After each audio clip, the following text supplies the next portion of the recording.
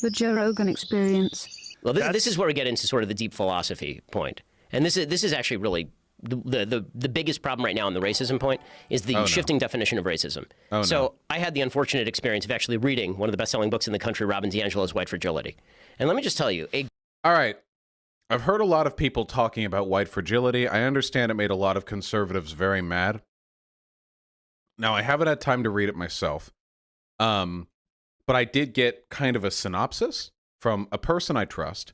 And as I understand it, it's a pretty, it's a decent look at race in America. The issue is it's framed through this kind of condescending liberal framework that I don't think is of the best. I don't think it best serves our interests when it comes to best. Well, you know what? What do I know? Maybe if the book was just called like a treatise on race in America, nobody would have paid attention to it. But by naming it something that triggers conservatives, it got a bunch of attention it wouldn't have otherwise gotten. I don't know. What do I know about marketing? Greater pile of horseshit has never been produced by a bevy of horses. It is an awful book, and it is... Wow. Do you... Mr. Bwn Shapiro, first of all, that is literally impossible. While it is true that books are produced in some cases from biological material, that biological material is in traditional printing press very rarely one made from fecal matter. So no matter how many books you printed, it would in fact not be able to equate the amount of horse shit made by the greatest possible number of horses. Basically rooted in the same theory as Ibram Kendi's How to Be an Anti-Racist.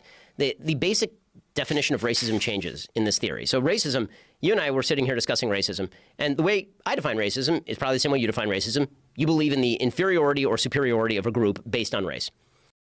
No, that is not, no. Nobody uses the definition, nobody uses, in practical terms. So hold on. Do you recognize, okay, wait, I'm going to try and be a little bit fair here.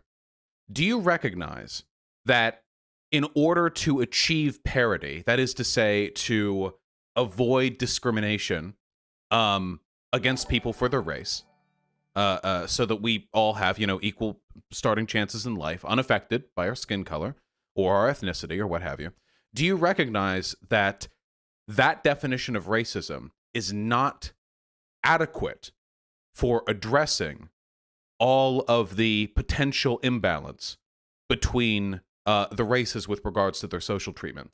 The issue with the conservative definition of racism is that it begins and ends at burning crosses. That's it. So Bwn Shapiro can talk about how you're a lazy degenerate if you listen to rap music, have your pants sagging, and don't fold your brim.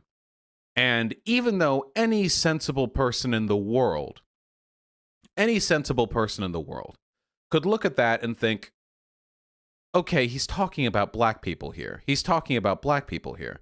Or when Fox News spent the entirety of the George W. Bush and Obama presidencies using the word thug any time it was a black person who had committed a crime. Now, neither of these things on their own intrinsically belie a belief in the inferiority or superiority of any given racial group, but they reinforce the beliefs of other people who may think that way, and they tend to belie those thoughts internally in the minds of people who do feel that way. We can't change how people think, at least not directly. I mean, they can change their mind, but we can, to an extent, control how people behave.